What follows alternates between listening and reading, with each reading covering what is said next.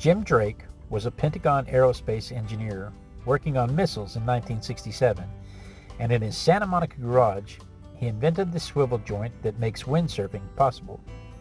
He partnered with Hoyle Schweitzer, and they patented it in 1969, and by 1975, a Dutch company was cranking out almost 8,000 boards a year.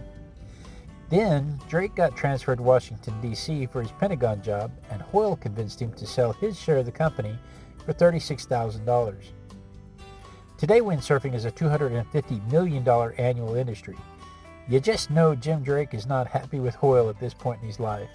But honestly, how could anyone have known in 1970 that this garage project would become one of the most popular sports in the world? Here's what makes windsurfing legitimately terrifying. Antoine Albeau, a French windsurfer, hit 61 miles per hour on his board in 2024. That's the current speed record. 61 miles per hour on a surfboard. How do you even hold on at that speed? Normal Olympic racing speed is around 32 miles per hour, which is still insane, but 61 is like comparing a regular race to a Bonneville Streamliner run. The Olympic boards use hydrofoils now. These hammerhead-shaped fins that stick down under the board, and when you get up to speed, the foil pushes the board up and lifts it completely out of the water. That reduces drag, removes the chop so you're not bouncing on waves, and makes the whole ride smoother, faster, and nearly silent. It just lifts you up and you're flying above the water. The Olympic competition became a thing in 1984 for men, but women couldn't compete until 1992. At first, that separation didn't make sense because you're just riding a board, right? Like car racing or chess, there shouldn't be a physical difference.